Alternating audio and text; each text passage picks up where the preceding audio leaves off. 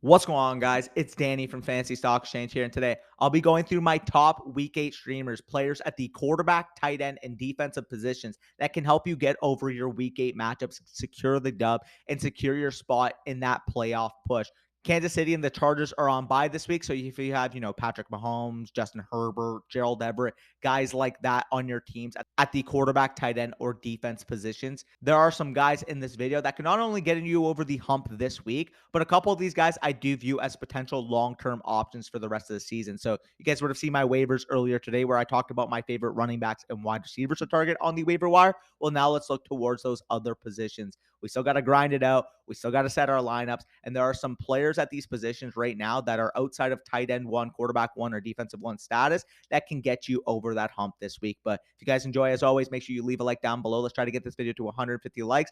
And comment down below your favorite streaming option of the week. Also, if you haven't done so already, subscribe to the channel. We're on the road to 20,000 subscribers. We appreciate you guys for that continued support. So I'm going to try to keep this as rapid fire as possible today. Keep this under 10 minutes. So before we get into the video, as always, let's hit the damn intro.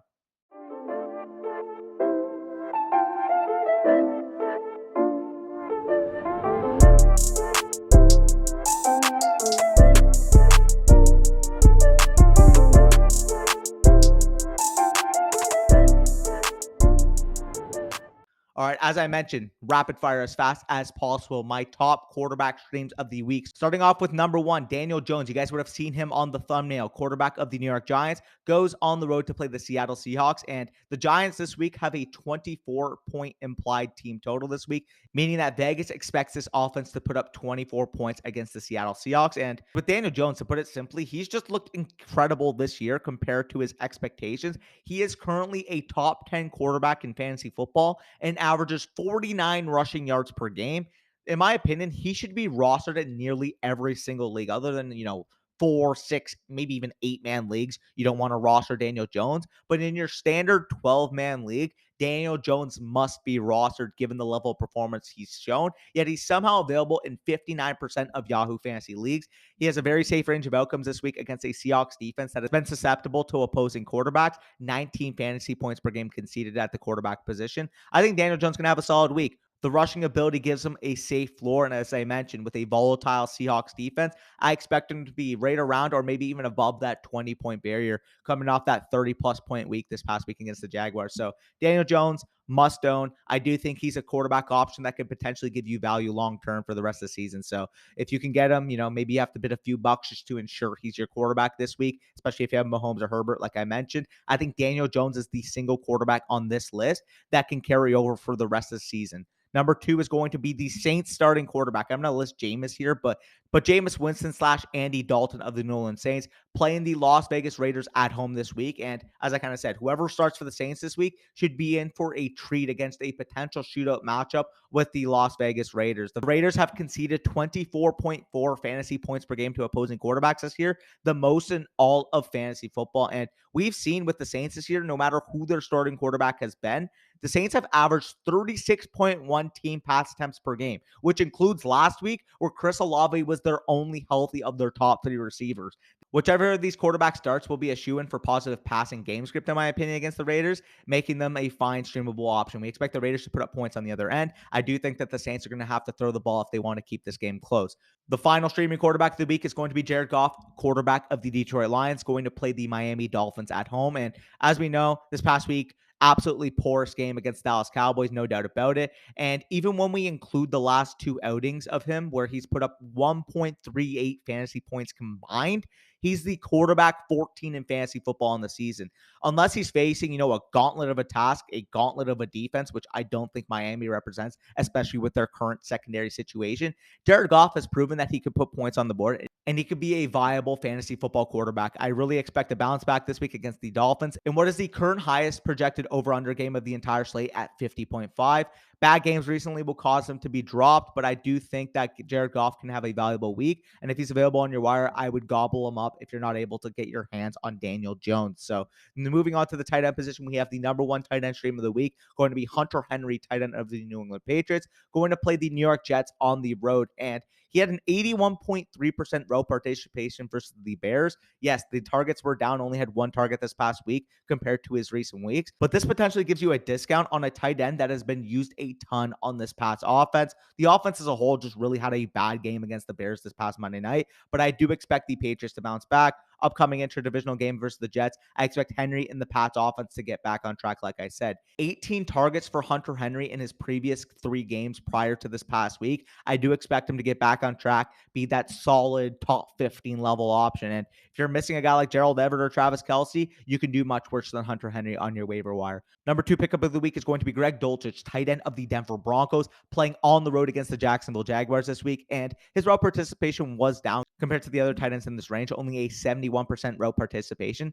It's okay. It's not exactly what you want to see, but it's a solid number. But when we take into account from a context standpoint that this was his second career game in the NFL, he still commanded 9 targets in the process, despite that 71% route participation. I think he's got, a mid to back end tight end 1 level season, and he looks like it could be a consistent part of the Broncos game plan. More than a 1 week stream, I do think that Greg Dulcich could potentially be a season long level tight end option.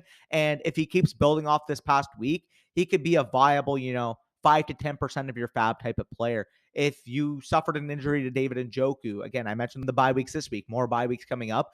I think Greg Dulcich, again, can be a back-end tight end 1 for the rest of the season if he's able to keep climbing from that 71% route participation.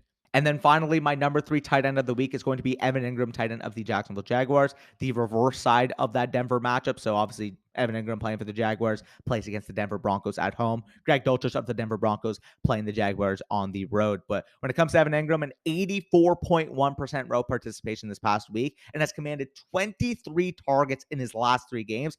He's just been a staple on the show. If you guys have been watching the Streamer show all season, Evan Ingram has been brought up on multiple occasions because, to put it simply, he should be rostered in nearly every single league at this point.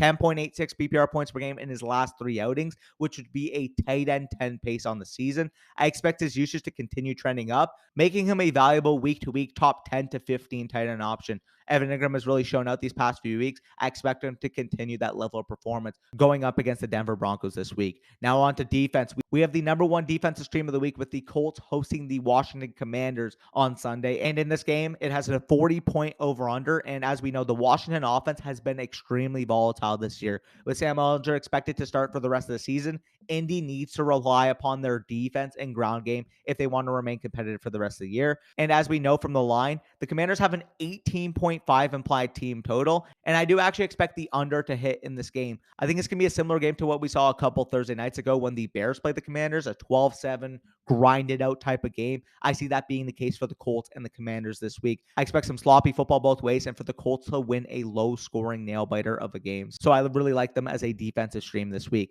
Number 2 defensive stream of the week is going to be the Titans traveling on the road to play the Houston Texans. They've held opponents to 17 points or less in 3 straight games and now face a Texans offense that averages 17.6 points per game on this season. I expect this Titans defense to continue dominating and take advantage of a Texans offense that are expected to be without Nico Collins in this game. I don't really see much offensive success from the Houston standpoint. And as I mentioned, the Titans defense has been so dominant recently that I'm trusting them here again. Road favorites. I expect the Titans defense to be able to get after Davis Mills early and often in this matchup. Number 3 defensive stream of the week is going to be the Jacksonville Jaguars hosting the Denver Broncos. And this actually is the lowest set over under game of the entire slate. Denver has an 18-point implied team total in this game. I'm trusting a home Jaguars defense against a shaky Broncos offense. The questions that I have here: does Russ play? Does he look healthy? Does Brett Rippon start again? A lot of question marks surrounding this Denver team and their offense as a whole, and I think the Jaguars win this game decisively. I expect the Jaguars to get home on whoever Denver's starting quarterback is early and often and force them into plenty of air. So love the Jaguars D. I think this is a very, very good streaming week for defenses. So all 3 of these options should be able to give you abundant point production. But either way, I appreciate you guys for making it to the end of this video. And as always, leave a like down below. As I said, 150 like goal on this video. Subscribe to the channel as always, and comment down below your favorite stream of the week, whether it's at the quarterback, tight end, defensive spots. Until then, good luck in your matchups. Appreciate you guys for tuning in. Good luck in your matchups. Stay tuned for the rest of the week as Corey drops his trade targets, as well as our running back and wide receiver start sits to be released later this week, and numerous live streams. But either way, appreciate you guys. Take care. Wire me the money.